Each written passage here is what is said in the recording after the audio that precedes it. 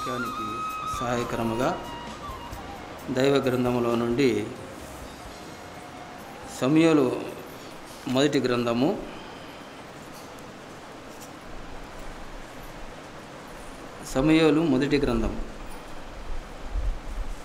22వ అధ్యాయము మొదటి 2 వచనాలు మనం చదువుకుందాము. దావీదు అక్కడ నుండి బయలుదేరి అదుల్లాము గుహలోనికి తప్పించుకుని పోగా అతని సహోదరులను అతని తండ్రి ఇంటి వారందరూ ఆ సంగతి విని అతని ఎద్దుకు వచ్చిరి. మరియు ఇబ్బంది గల వారందరూ, అప్పులు చేసుకునిన వారందరూ, అసమాధానముగా ఉండు వారందరూ అతని యొద్ద కూడుకొనగా అతడు వారికి అధిపతి ఆయను. అతని యొద్దకు ఎక్కువ తక్కువ 400 మంది వచ్చి ఉండేరి. ఇది మన ప్రభు దినం. ఆత్మవశుడైన యోహాను అన్నాడు, ప్రభు దినమున అని. రొట్టె రసం తీసుకొని వెలుటిది కాదు, అప్పుడే ఆరాధన అయిపోయిందని అనుకుంటాం. అది కాదు. ప్రభు దినమున అంటే ఈ రోజంతయు ప్రభు దినమే కనుక ఈ రోజంతా ప్రభు సన్నిధిలో ఉండి మనము ఆయన బోధ వినాలి. ఈ సాయంత్రం కూడా ఆయన ఉపదేశం ఉంది. మనం చక్కగా వచ్చి అందరము ఆయన బోధ విని, ఆయన ఉపదేశం విని మనం మేలు పొందుదాం. చదువుకున్న ఈ భాగం, లేఖన భాగంలో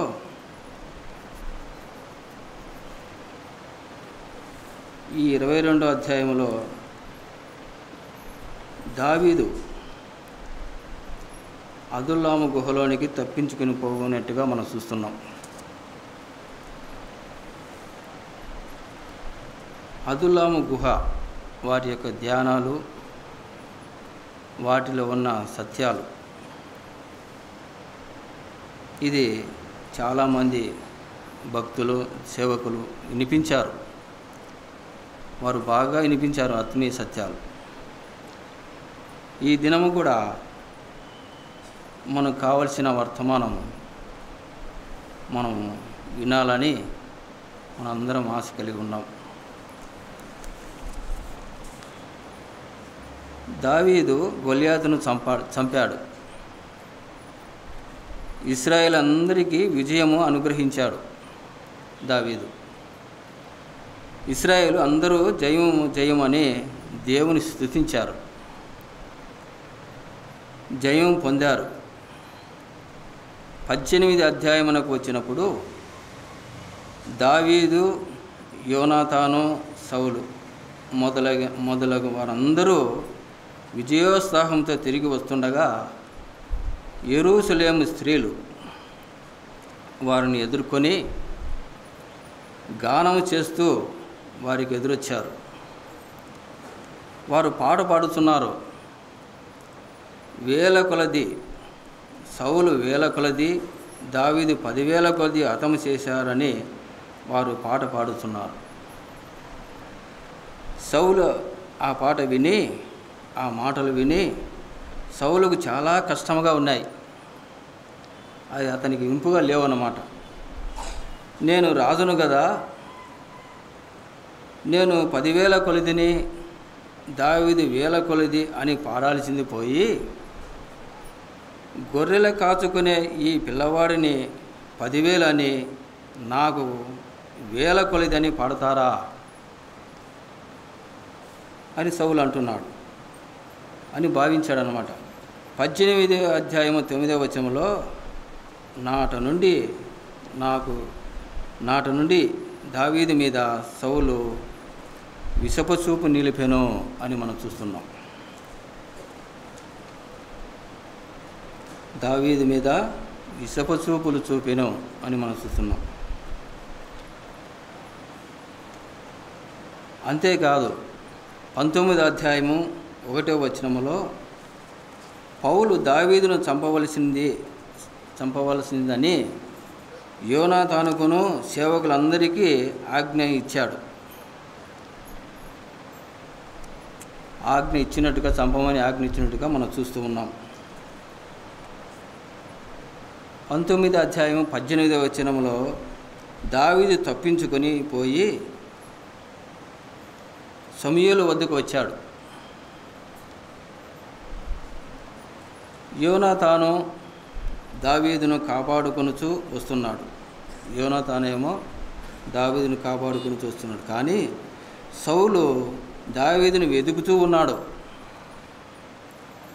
దావీదు పలానా స్థలంలో ఉన్నాడంటే సైన్యములు తీసుకుని వెళుతున్నాడు.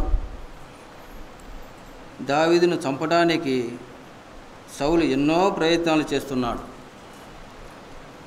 21వ అధ్యాయము 10వ వచనములో దావీదు సౌలుకు భయపడి ఆ దినముననే లేచిపోయి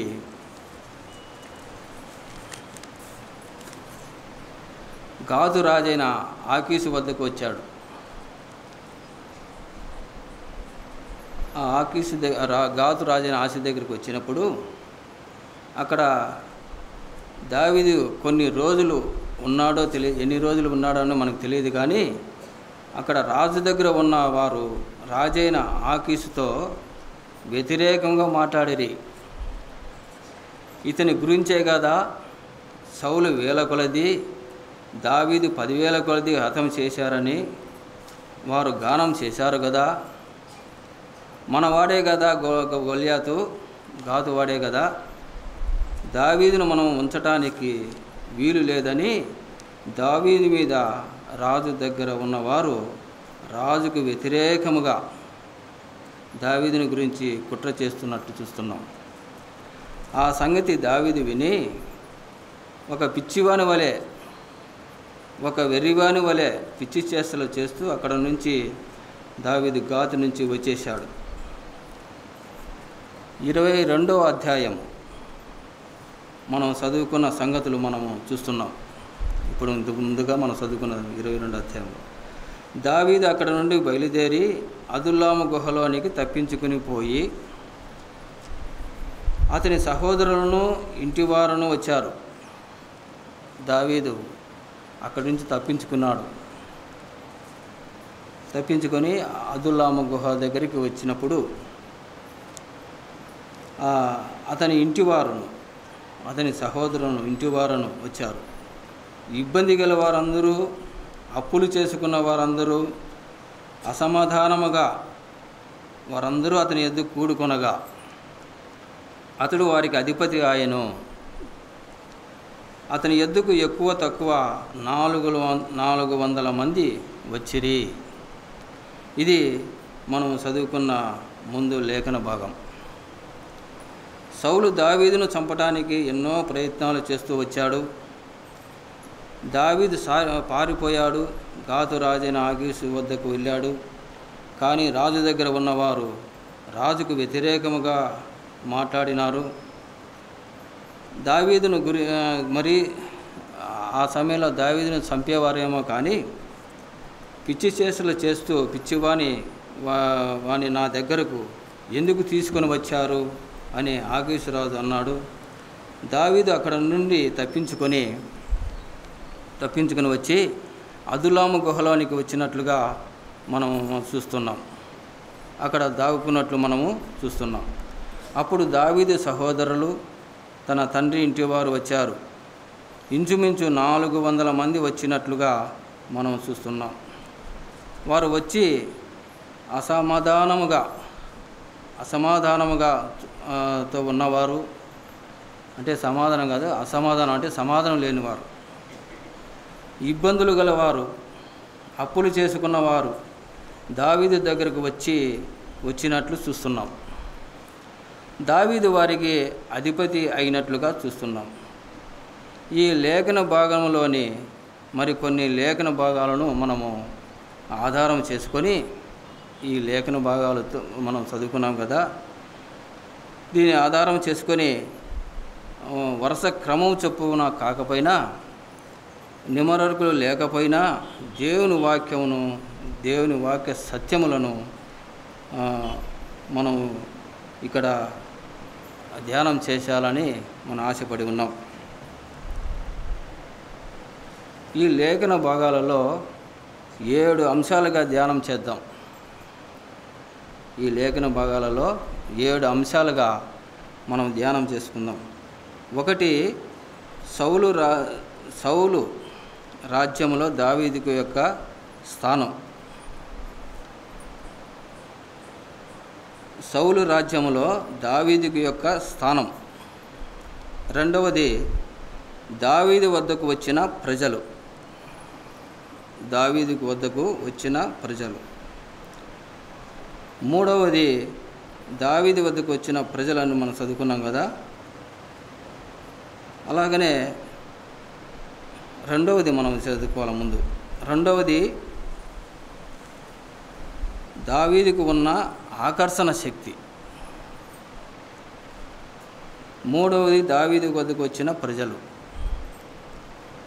నాలుగవది, దావీదుకు ఉన్న జీవితాలు మార్చే శక్తి,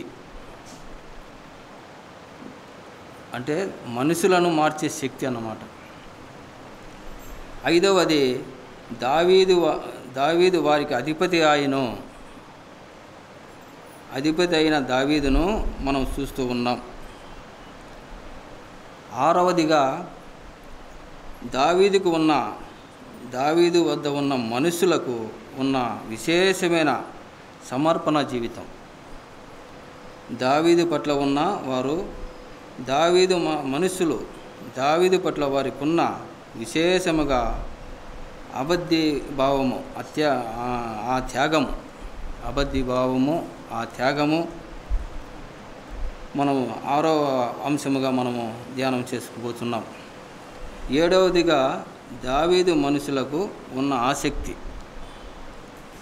దావీదు యొక్క మనుషులకు ఉన్న ఆసక్తి.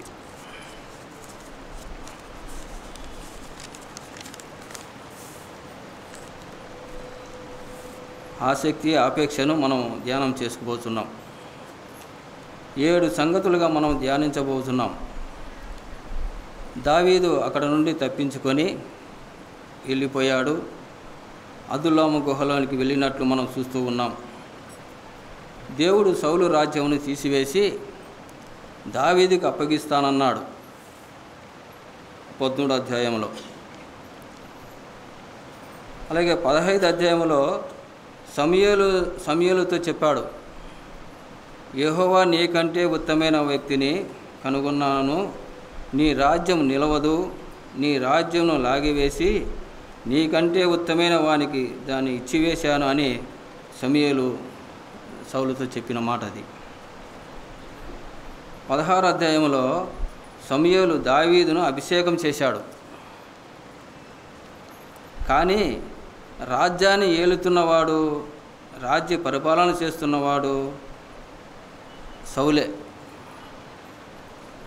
దావీదును ఆశీర్వదించాడు, అభిషేకించాడు, అన్నీ ఆయన రాజ్యం తీసి ఆయనకి ఇచ్చానని చెప్తున్నాడు. కానీ రాజ్య పరిపాలన చేసేది ఎవరు? సౌలు రాజేనండి. వాస్తవంగా అయితే ఎవరు ఏలాలి? దావీదు పరిపాలన చేయాలి, దావీదు రాజుగా ఉండాలి. కానీ ఏలుతున్నది ఎవరు? సౌలు రాజు ఏలుతున్నాడు. సౌలు రాజు పరిపాలనలో దావీదుకు చోటు లేదు. సౌలు రాజు యొక్క పరిపాలనలో దావీదుకు చోటు లేదు. సౌలు రాజ్యంలో దావీదుకు చోటు లేదు. మరలా చెప్పుకుందాం, వాస్తవముగా రాజు దావీదు ఏలవలసినవాడు. నేను కోరుకునేవాడు ఇతనే అని చెప్పినవాడు దావీదును గూర్చే దేవుడు చెప్పాడు. యుద్ధంలో జయము తెచ్చినవాడు దావీదు. ఇశ్రాయేలుకు దావీదు ఏలాలి, కానీ సౌలు ఏలుచున్నాడు. అదే సమయంలో సౌలు దావీదును చంపటానికి ప్రయత్నం చేస్తున్నాడు. ఎక్కడ ఉన్నాడంటే అక్కడికి వెళుతున్నాడు. చాలా విచారకమైన పరిస్థితి. దీనిని బట్టి మనము 1 సమూయేలు 26వ అధ్యాయము 20వ వచనములో సౌలుతో దావీదన్న మాట, రాజా ఎందుకయ్యా నన్ను కంచు పెట్టినో తరిమినట్టు తరుముతున్నావు అని, ఎందుకయ్యా కవుజు పెట్టిన తరిమినట్టు నన్ను తరుగుతున్నావు? దావీదుకు సౌలు రాజ్యంలో చోటు లేదు. అదే సమయమున మనకు ఆత్మీయంగా ఉన్న ఇందులోని పాఠం, లోకంలో క్రీస్తు ప్రభువుకు చోటు లేదు, క్రీస్తు రాజుకు చోటు లేదు. లోకమును సృష్టించింది ఆయనే, తన మహత్తు గల మాట చేత నిర్వహించుచున్నది ఆయనే. సర్వమానవాళిని, సకల జీవులను తన గుప్పిలి ఇప్పి పోషిస్తున్నది ఆయనే. అద్భుతాలు, సూచక క్రియలు, మహత్కార్యాలు చేసినది ఆయనే. ఆయన మేలు చేస్తూ సంచరించాడు. శరీరధారిగా ఉన్నప్పుడు క్రీస్తు ప్రభు దివ్యమైన బోధలు చేశాడు, కానీ క్రీస్తు ప్రభువుకు ఈ లోకంలో స్థానం లేదు.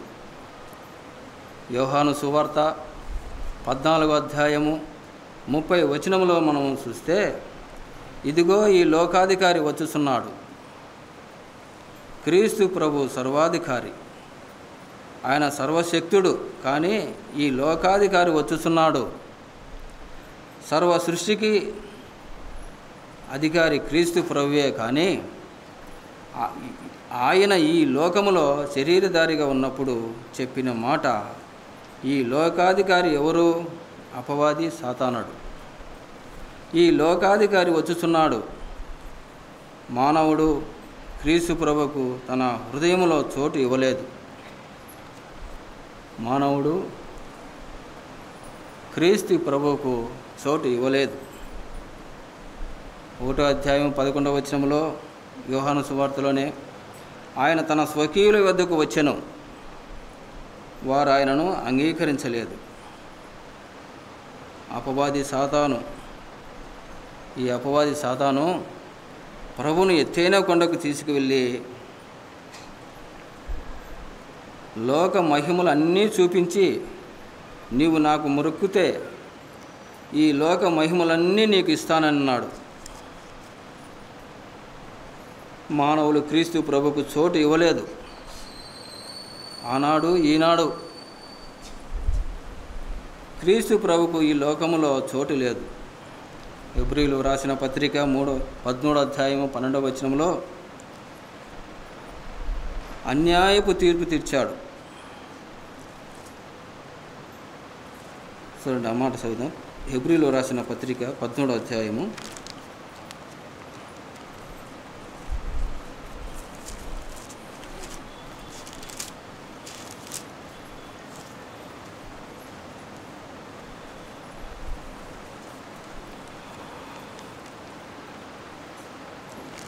12వ వచనం చదువుదాము. 13వ అధ్యాయం 12వ వచనం.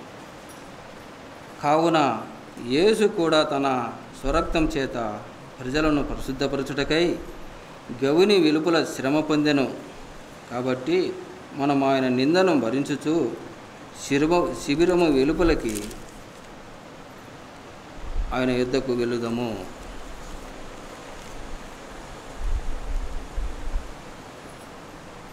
ఆయన అన్యాయపు తీర్పు తీర్చాడు. ఆయనను భారమైన శిలువను భుజమున పెట్టారు. యెరూషలేము గవిని వెలుపలకు తీసుకువెళ్ళారు. ఘోరముగా శిలువ వేశారు. ఇతడు మాకు ఏలవద్దని, ఇతడు మాకు రాజు కాదని ఆనాడు ఈనాడు లోకము క్రీస్తు ప్రభుకు చోటు లేదు. యోహాను సువార్త 15వ అధ్యాయం 20వ వచనంలో, లోకము నన్ను హింసించిన ఎడల మిమ్మును కూడా హింసించును, లోకము నన్ను హింసిస్తే మిమ్ములను కూడా హింసించును. యేసు ప్రభువుకే చోటు లేదు. అంతేకాదు, యేసు ప్రభువును నమ్ముకున్న మనకు కూడా ఈ లోకంలో చోటు లేదు. క్రీస్తు ప్రభుకు చోటు లేదు. క్రీస్తు ప్రభువును నమ్ముకున్న మనకు, విశ్వాసులమైన మనకు చోటు లేదు. లోకములో నీకు శ్రమలు కలుగును అన్నాడు. ఆది సంఘము మొదటి శతాబ్దంలో తర్వాత రోమా ప్రభుత్వం వారు సంఘమును అంటే ఆది సంఘమును అపోస్తల కాలంలోనే మనం చూస్తాం. ఆ కాలంలోనే సంఘమునకు గొప్ప హింస వచ్చెను అని మనం చూస్తాం. హెబ్రీయులు రాసిన పత్రిక 11వ అధ్యాయంలో 37వ వచనంలో మనం చూసినప్పుడు వారికి వచ్చిన శ్రమలు, రాళ్లతో కొట్టబడ్డారు, రంపాలతో కోయబడ్డారు. లోకము నన్ను హింసించిన ఎడల మిమ్మును కూడా హింసించును. లోకం మిమ్మల్ని ద్వేషించింది, మన ప్రభువును ద్వేషించింది. వారు నన్ను నిర్హేతుకముగా ద్వేషించిరి. పౌలు భక్తుని జీవితంలో మనం చూస్తూ ఉన్నప్పుడు ఆయన పైన శ్రమలు ఎంత భయంకరమైనదో మనం చూస్తాం. హెబ్రీ పత్రిక 18వ అధ్యాయం 18వ వచనంలో, కాబట్టి మనం ఆయన నిందను భరించుచు శిబిరం వెలుపలికి ఆయన యుద్ధకు వెలుదము. మనం ఆయన నిందను భరించుచు 18వ అధ్యాయం 18వ వచనం చాలా విశేషమైన వచనాలు అవి. ఆయన నిందను మనం భరించుతూ శిబిరం వెలుపలకు మనం సాగిపోదాం.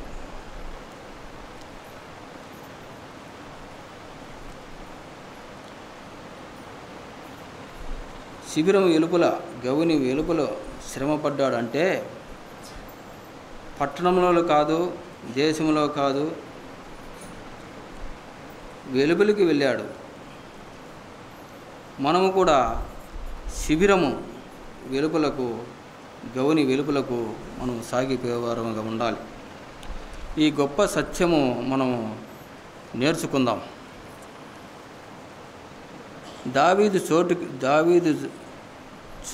దావీదుకు చోటు లేనట్లుగా, సౌలు రాజ్యంలో దావీదుకు చోటు లేనట్లుగా సాతాను రాజ్యంలో క్రీస్తు ప్రభుకు చోటు లేదు. ఆయన విశ్వాసులకు కూడా చోటు లేదు.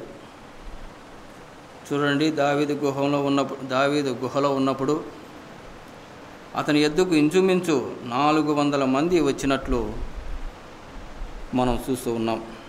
దావీదుకి ఏమీ లేవు, ఆహారం కొరత, నీళ్ళ కొరత ఉంటాయి, వసతులు లేవు, సుఖము లేదు. ఆయన దగ్గరకు ఇంచుమించు 400 మంది వచ్చారు. ఆయన దగ్గర వెండి బంగారములు లేవు, ఆయన దగ్గర సైన్యం లేదు.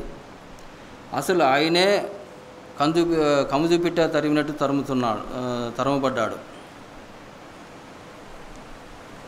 నిలబడని నివాసము లేకుండా ఉన్నాడు. కానీ అదుల్లాము గుహలో ఉన్నప్పుడు దావీదు వద్దకు ఇంచుమించు 400 మంది వచ్చినట్లు మనం చూస్తాం. దావీదు వారిని ఆకర్షించాడు.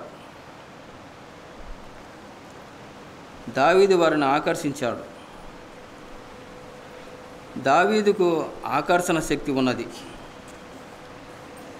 యోహాను సువార్త 12వ అధ్యాయం 32లో, నేను పైకి ఎత్తబడినప్పుడు నా ఎద్దుకు నేను ఆకర్షించుకుందును అంటున్నాడు.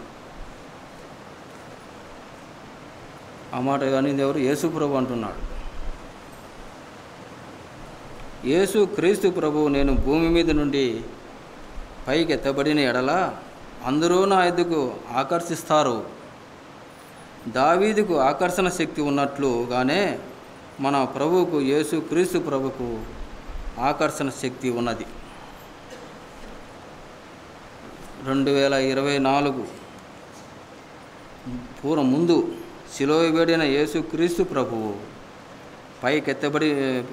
పైకెత్తబడిన అంటే శిలువ వేయబడిన యేసు క్రీస్తు ప్రభువు వేల మంది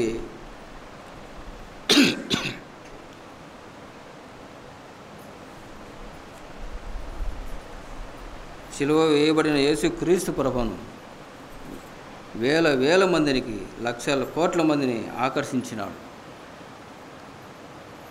దావీదుకు ఆకర్షణ శక్తి ఉన్నది. క్రీస్తు ప్రభుకు ఆకర్షణ శక్తి ఉన్నది. ఆ రక్షకుడు కూడా ఆకర్షిస్తున్నాడు. ఆ రక్షకుడు కూడా మనం ఆకర్షిస్తున్నాడు. నన్ను ఆకర్షించుకున్నాడు, మిమ్ములను ఆకర్షించాడు. ఆయన నిన్ను నన్ను ఆకర్షించాడు. కాబట్టి ఈ మధ్యాహ్నం ఆయన మందిరములో ఈ వాక్యము మనం వింటున్నాం. నిన్ను నన్ను ఆ ప్రభువు మనల్ని ఆకర్షించాడు. కాబట్టి ఈ మధ్యాహ్న సమయంలో మనము మందిరంలో కూర్చొని ఆయన బోధ మనం వింటున్నాం. ఆయన ప్రేమ ఆకర్షించింది, ఆయన శిలువ త్యాగం ఆకర్షించింది, ఆయన బలియాగం ఆకర్షించింది.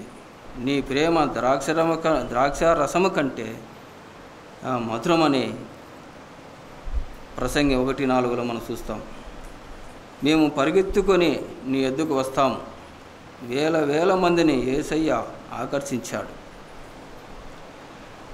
దానికి నువ్వు నేనే. అందుకు యేసుక్రీస్తు ప్రభు నిజమైన దేవుడని, నిజమైన రక్షకుడని ధైర్యముగా ప్రకటిస్తున్నాం. ఎందుకు? ఆయనలో ఆకర్షణ శక్తి ఉన్నది. ఆయన కత్తి పట్టలేదు,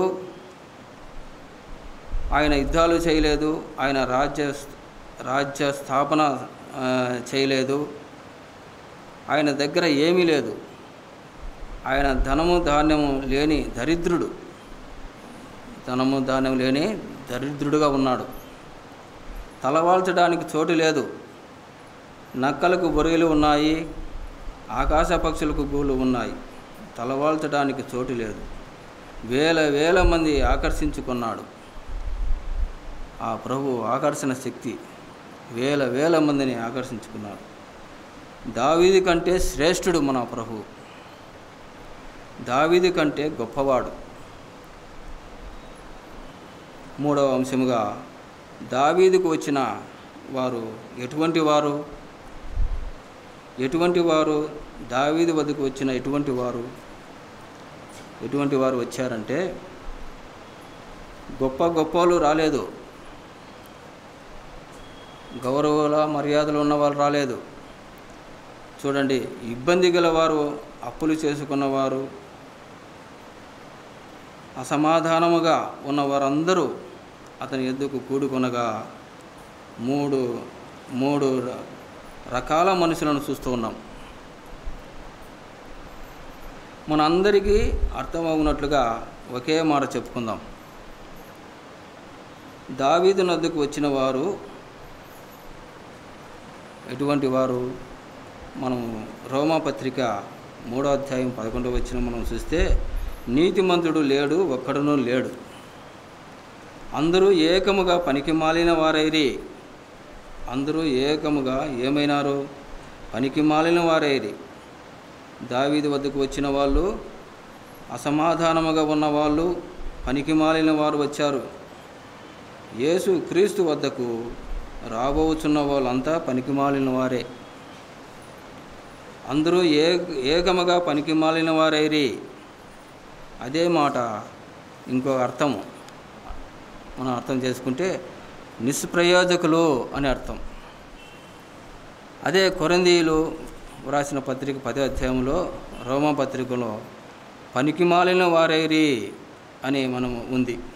అలాగైతే యేసు క్రీస్తుల వారు ఎవరిని ఆకర్షించుతున్నాడు? పాపులను ఆకర్షించుతున్నాడు. దావీదు వద్దకు వచ్చిన వారు అటువంటి వారే. యేసు క్రీస్తు వద్దకు వచ్చిన వారు పాపులే. లూకా సువార్త 15వ అధ్యాయము 1వ వచనంలో మనం చూస్తే, ప్రభు దగ్గరకు వచ్చిన వారు చూడండి, సమస్తమైన సుంకరులు పాపులను ఆయన బోధ వినుటకు వచ్చుచుండిరి అని చూస్తాం. మత్తయి సువార్త 11వ అధ్యాయం 18వ వచనంలో ఆయనకు ఒక పేరు పెట్టారు. ఏమని? హేళనగా ఒక పేరు పెట్టారు. హేళన చేస్తూ పాపుల స్నేహితుడు అనే పేరు పెట్టారు. ఆయన వద్దకు వచ్చిన వారు సుంకరులు, పాపులు, ఆయన దగ్గరకు వచ్చిన వారు దొంగలు, వేశ్యలు, ఆయన వద్దకు వచ్చిన వారు చెడిపోయిన వారు, సమాజంలో త్రోసివేయబడిన వారు, సమరయులు వచ్చారు, సుంకరులు వచ్చారు. ఆ రక్షకుడు ఆయన వద్దకు ఇంకా శాస్త్రులు వచ్చారు, పరిసయ్యులు వచ్చారు. వారు ఎందుకు వచ్చారంటే వెంబడించడానికి కాదు, ఆయన వద్దకు తప్పులు పట్టడానికి వచ్చారు. ఆయన మీద నేరం మోపడానికి వచ్చారు. ఏ హేతువు చేతనైనా ఆయన చంపాలని చూశారు. కానీ హృదయపూర్వకముగా ఆయన వద్దకు వచ్చిన వారు సుంకరులు, పాపులను వచ్చారు, వేశ్యలను వచ్చారు, దయ్యాలు పట్టిన వారు వచ్చారు, రకరకాల సమస్యలతో ఉన్నవారు వచ్చారు, సమాజంలో గుర్తింపు లేని వారు వచ్చారు, అనేకుల చేత హేళన అపహాసము పొందిన వారు వచ్చారు,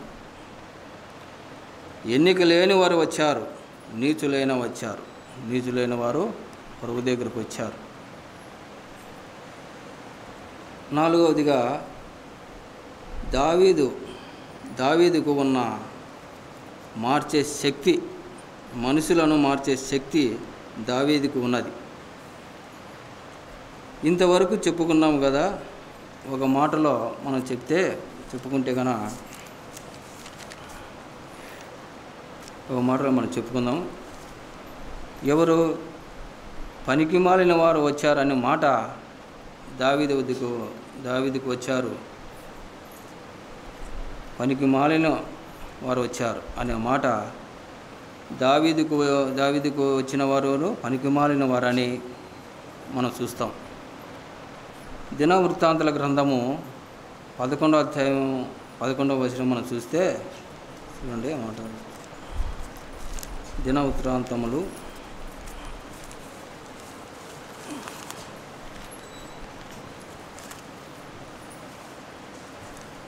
11వ అధ్యాయము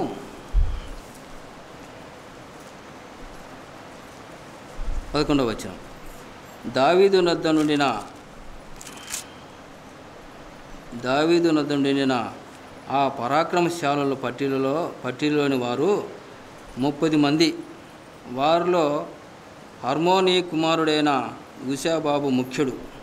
ఇతడు ఒక యుద్ధమందు 300 మందిని చంపి వారి మీద ఈట ఆడించినవాడు.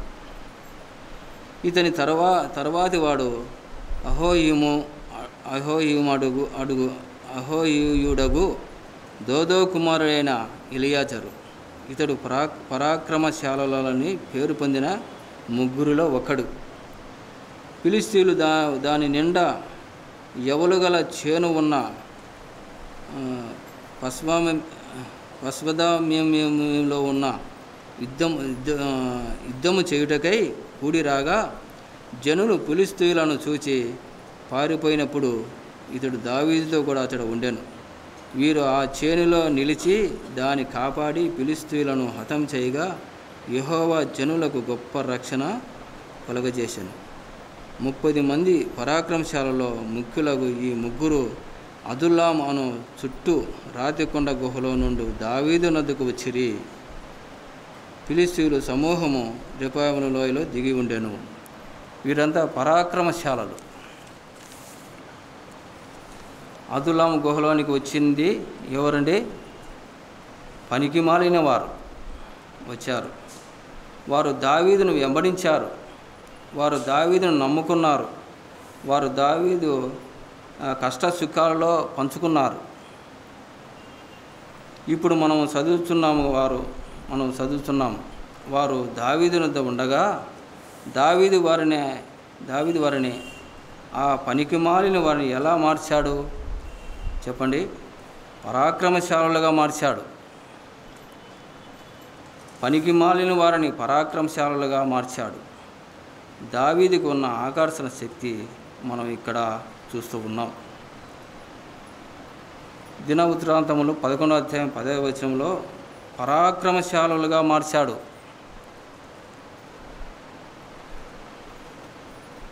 అదే మొదటి దినవృత్తాంతం 12వ 8వ వచనంలో కూడా మనం చదివితే పనికి మాలిన వారిని పరాక్రమశాలులుగా మార్చాడు. పనికి మాలిన వారిని ప్రవీణులుగా మార్చాడు.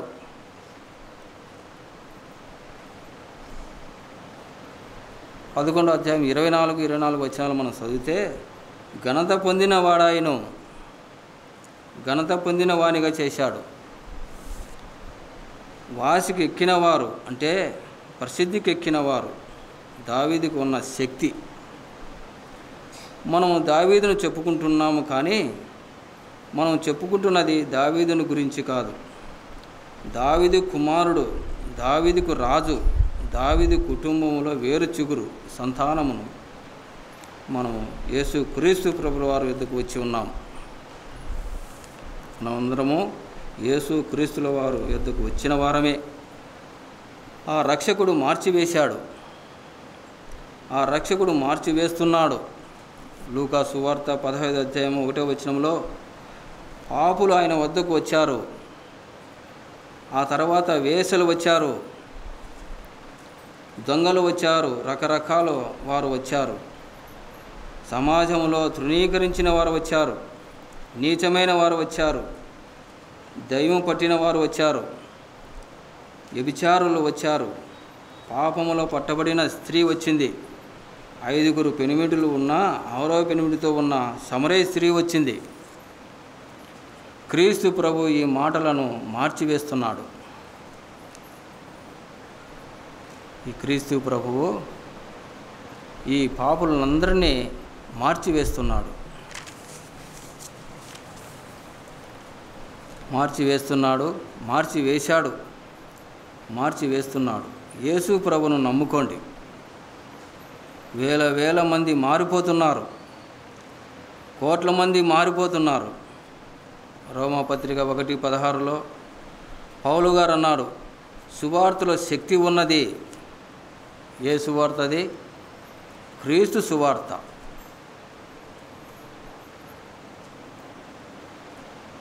క్రీస్తు సువార్త, శిలువను గూర్చిన వార్త. నశించుతున్న వారికి వెర్రితనము, కానీ రక్షింపబడుతున్న వారికి దేవుని శక్తి. క్రీస్తు దేవుని శక్తి, క్రీస్తు దేవుని జ్ఞానమునే ఉన్నాడు. యేసు క్రీస్తు ప్రభువు పాపులను మార్చేవాడుగా ఉన్నాడు. మనం చూస్తూ ఉన్నాము, బైబిల్ యథార్థమైన గ్రంథమని, యేసు క్రీస్తు ప్రభు నిజమైన దేవుడని, యేసు క్రీస్తు ప్రభు పాపులకు నిజమైన పాపుల రక్షకుడని రుజువు చేయడానికి ఇదే మనం చూస్తున్నాం. ఏమిటంటే జీవితాలను మార్చివేస్తున్నాడు. ఆయన మారుస్తున్నాడు. దీనికి రుజువు ఏమిటంటే మన జీవితాలను మార్చివేస్తున్నాడు. యేసు ప్రభు నరహంతకులను మారిపోతున్నారు. ప్రాణాలు తీసేవారు ప్రాణాలు పెట్టేవారుగా అయ్యారు. అన్యాయస్తుడు న్యాయస్తుడిగా మారిపోయాడు. వేశ్య రాహాబు నీతిమంతురాలుగా మార్చాడు. వేశ్య రాహాబును నీతిమంతురాలుగా మార్చాడు. 7 దయ్యములు పట్టిన మగ్దలేని మరియా శిశురాలుగా మారింది.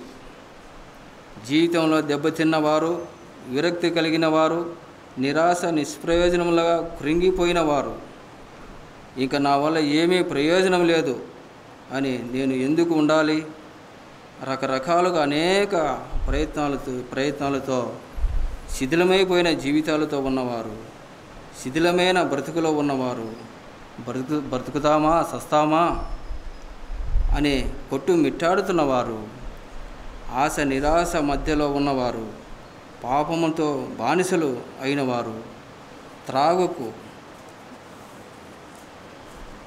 వ్యసనాలకు బానిసలైన వారు యేసు ప్రభు దగ్గరకు వచ్చి ప్రభువును నమ్ముకొని మారిపోయారు.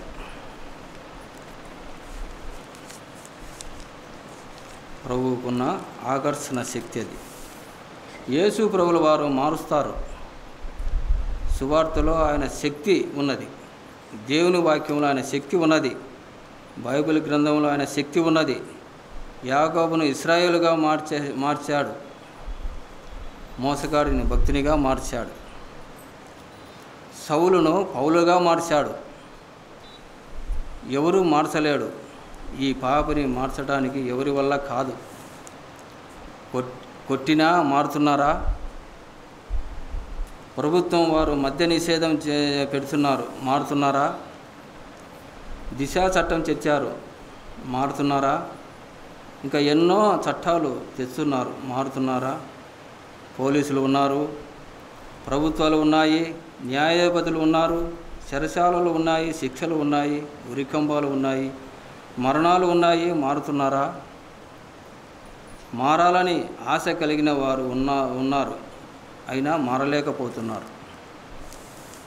పాపానికి బానిసలై నలిగిపోతున్నవారు, కుమిలిపోతున్నవారు, తమ జీవితంతో ఎవరితో పంచుకోలేక, దాచుకోలేక, పంచుకోలేక సతతమవుతున్నారు. యేసు ప్రభు దగ్గరకు వస్తే మారిపోతారు. వారి జీవితాలు ధన్యమైపోతాయి. భక్తిహీనులు భక్తులవుతున్నారు. క్రీస్తును ద్వేషించిన వారు యేసు క్రీస్తే నిజమైన దేవుడని ప్రకటిస్తున్నారు. క్రీస్తుకు సాక్షులుగా ఉన్నారు. ఈ రాత్రి నీవు కూడా ఆ స్థితిలో ఉన్నావా? వాక్యం విన్న సహోదర సహోదరి, చెప్పుకోలేని సమస్యలతో లోపల కుమిలిపోతున్నావా? నన్ను ఎవరు బాగు చేస్తారు? నా జీవితాన్ని ఎవరు మారుస్తారు? నా పాపాలు ఎవరు క్షమిస్తారు అని అనుకుంటున్నావా? ఉన్నాడు ఒక ఆయన. యేసు ప్రభు దగ్గరకు రా. నీ జీవితం మారి, నీ హృదయం మారి, నీ స్వభావం మారి కాగా ఎవడైనను క్రీస్తునందున్న ఎడల వాడు నూతన సృష్టి, పాతవి గతించను, వృత్తవాయును. నేను చెడిపోయిన వాడను, యేసయ్య నన్ను రక్షించాడు. నేను చెడిపోయిన వాడనే, యేసయ్య నన్ను రక్షించాడు, నన్ను మార్చాడు. నన్ను మార్చకపోతే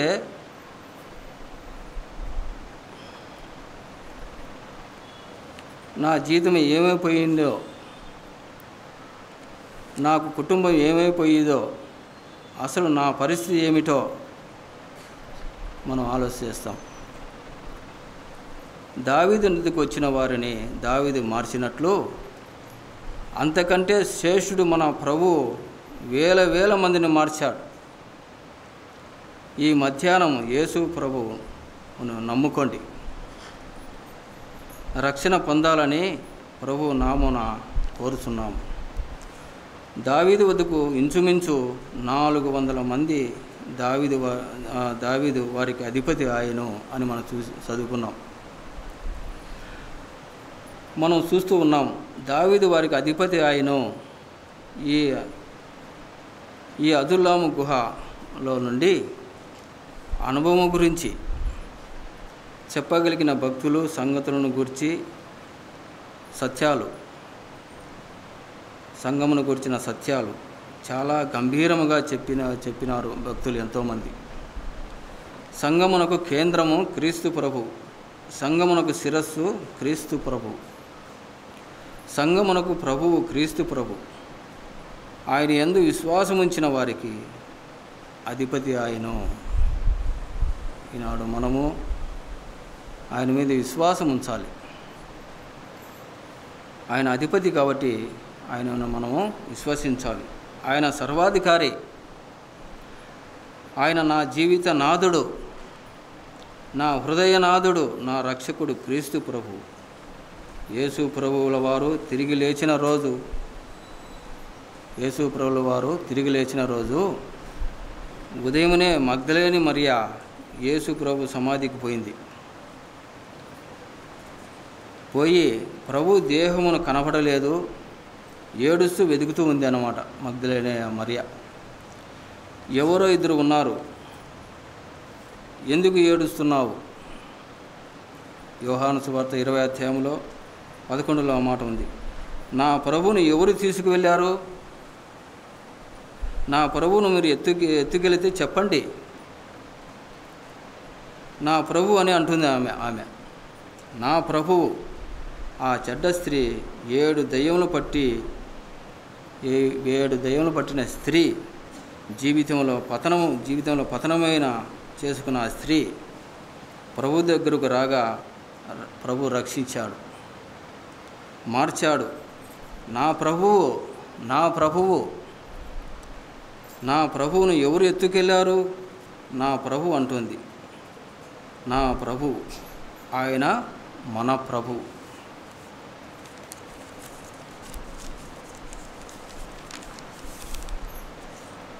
తోమా అనుమానం పడ్డాడు. ఆయన చూస్తే తప్ప నేను నమ్మనన్నాడు.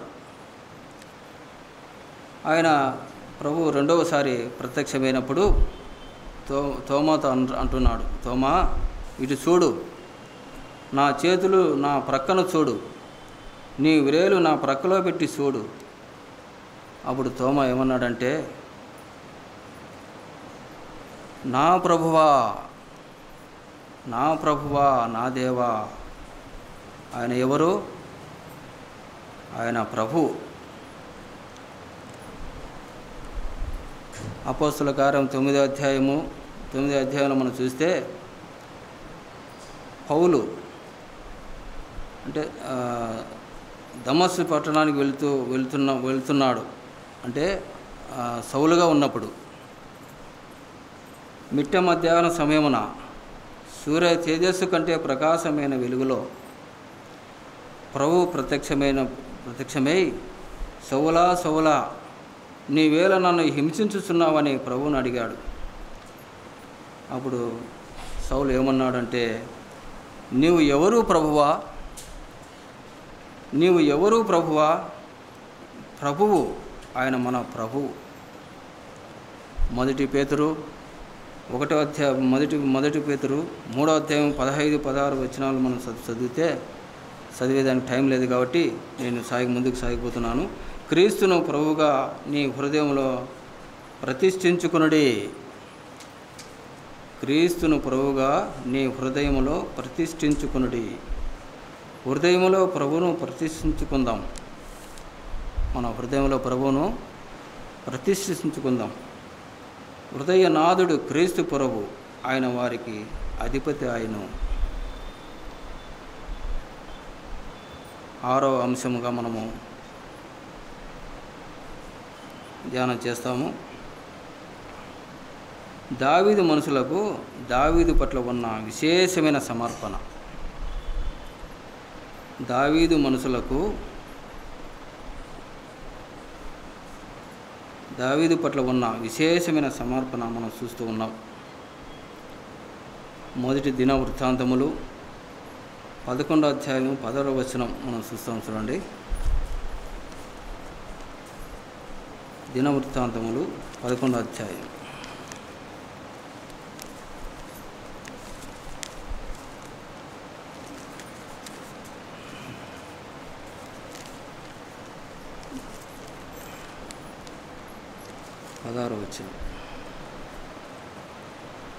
దావీదు మరుగు స్థలములో ఉండగా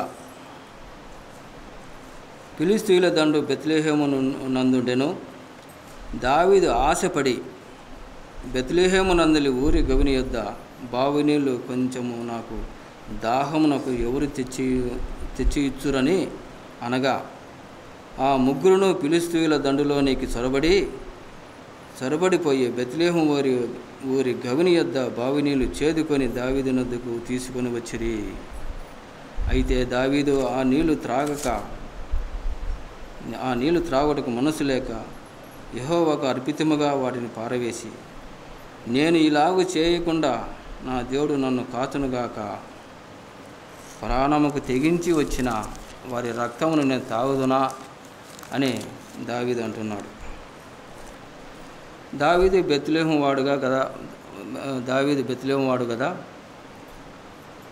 ఫిలిప్పు సైన్యం ఆవరించి ఉంది. దావీదుకు ఒక కోరిక కలిగింది,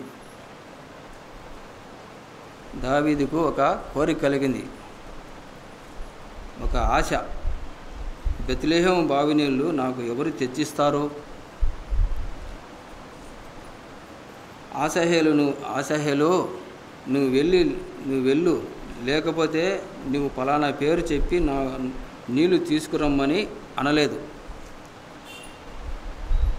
ఉదాహరణగా ఎవరైనా తీసుకొని వచ్చి ఎవరో పేర్లు చెప్పి ఆ పేరు చెప్పి నీళ్లు తీసుకురా అని చెప్పలేదు ఆయన. ఎవరు వెళుతారని ఆయన జనరల్గా చెప్పాడు అన్నమాట. ఆయన యొక్క కోరిక, ఆయన అపేక్ష, ఆయన దాహము, ఆయన దప్పిక ఆయన వ్యక్తిపరిచాడు.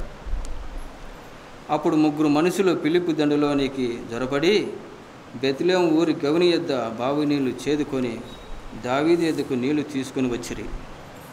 అయితే దావీదు నీళ్లు త్రాగుటకు మనసు ఒప్పుకోక యెహోవా అర్పితముగా నీళ్లు పారవేసి నేను ఈలాగు చేయకుండా నా దేవుడు నన్ను కాచునుగాక, ప్రాణముకు తెచ్చిన ఈ మనుషుల రక్తమును నేను త్రాగుదునా అంటున్నాడు. అని చెప్పి ఆ నీళ్లు త్రాగలేదు. ప్రాణముకు తెగించిన ఎవరు?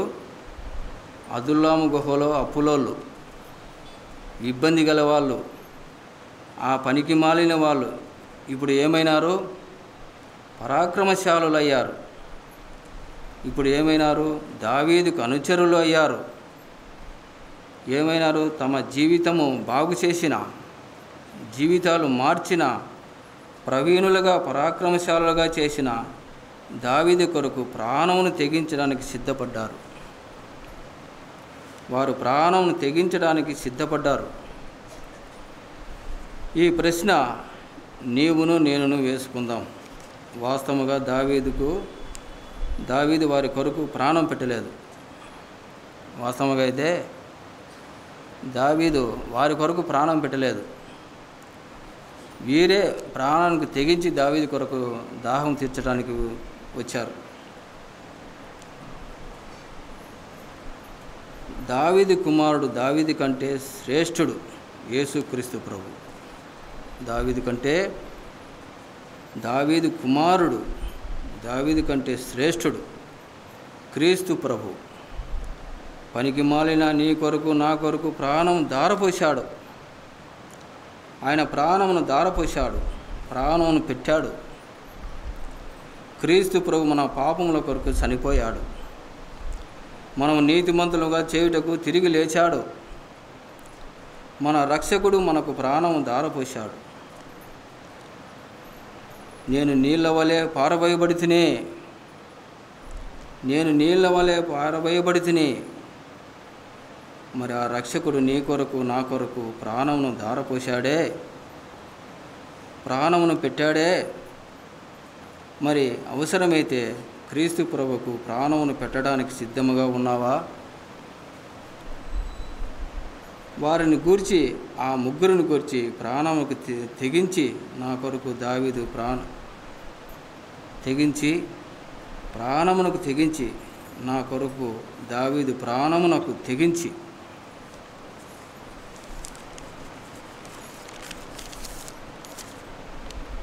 నాకు నీళ్లు తెచ్చారే, నా ఆశ తీర్చాలని వారి ఆశ, ప్రాణమును తెగించారు.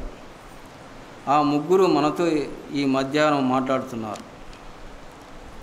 ప్రాణము తెగించి దావీదుకు నీళ్లు తెచ్చిన వారు ఈ మధ్యాహ్నం వారే మనతో మాట్లాడుతున్నారు.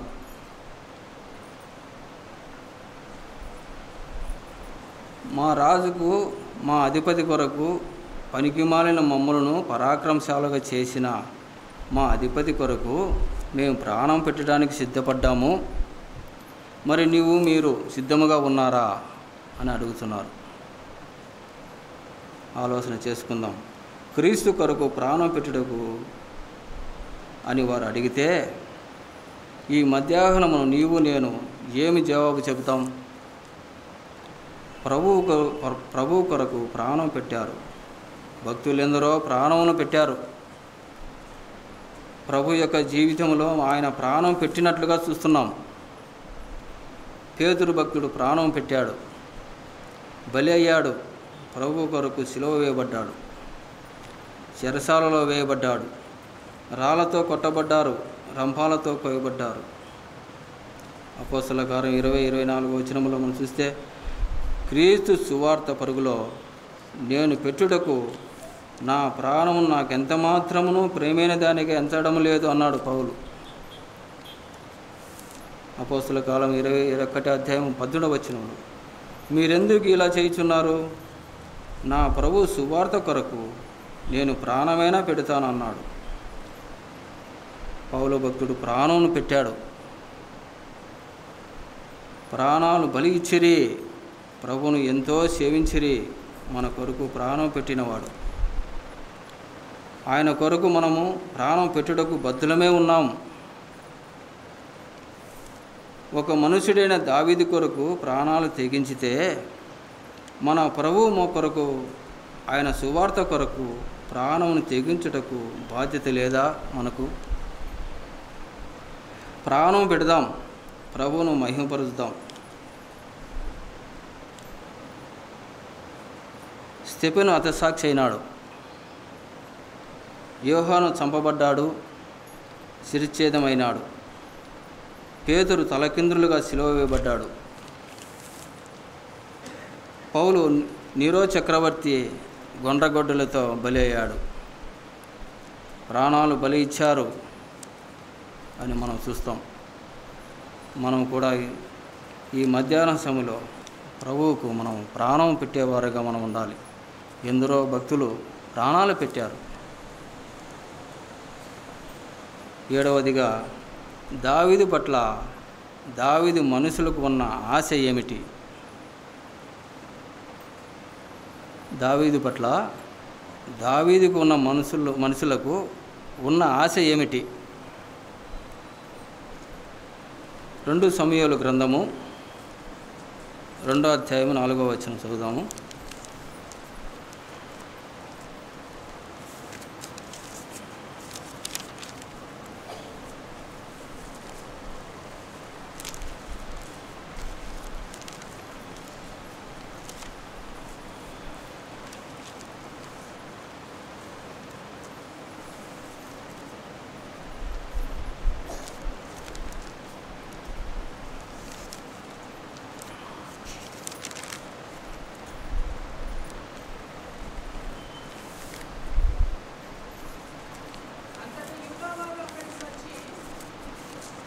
చదువునా?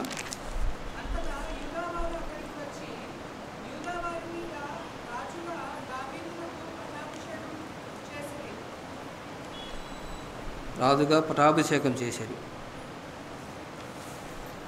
దావీదును వారు రాజుగా చూడడమే కాదు, రాజుగా చేయాలి, రాజుగా ప్రతిష్ఠించాలి, రాజుగా పట్టాభిషేకం చేయాలి అని వారి ఆశ తీరింది. వారు దావీదు పట్టాభిషేకం చేశారు. వారు దావీదును పట్టాభిషేకం చేశారు రాజుగా. 5వ అధ్యాయం 3వ వచనంలో చదవాలి మనం. దావీదు మనుషుల యొక్క ఆశ తమ అధిపతిని, తమ నాయకుని, పనికిమాలిన వారిని పరాక్రమశాలుగా చేసిన మా దావీదుకు మా ప్రభువును రాజుగా చేయాలి అనే ఆశ. రాజుగా చేస్తాము, పట్టాభిషేకం చేస్తాము. క్రీస్తు ప్రభువును మనం రాజుగా చేయలేము, కానీ క్రీస్తు ప్రభువును మనం రాజుగా, వారికి దావీదును రాజుగా చేయాలని ఆశ ఉంది. ఆశ తీరింది వారికి. అయితే ఈనాడు మనము క్రీస్తు ప్రభువును మనం రాజుగా చేయలేము, కానీ 1000 ఏళ్ళ పరిపాలనలో రాజులు రాజుగా, ప్రభువులు ప్రభువుగా ఆయన రాబోతున్నాడు. రాజులు రాజుగా, ప్రభువులు ప్రభువులుగా ఆయన భూలోకంలో దావీదు కుమారునిగా దావీదు సింహాసనం మీదకు కూర్చొని ఆయన రాజ్య పరిపాలన చేయబోతున్నాడు.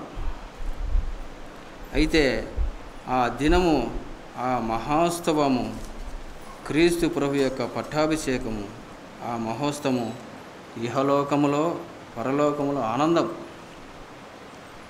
దేవునికి స్తోత్రం చెల్లిస్తున్నాం. అయితే ఇప్పుడు మన ప్రభువు పట్ల మన ఆశ ఏమిటి?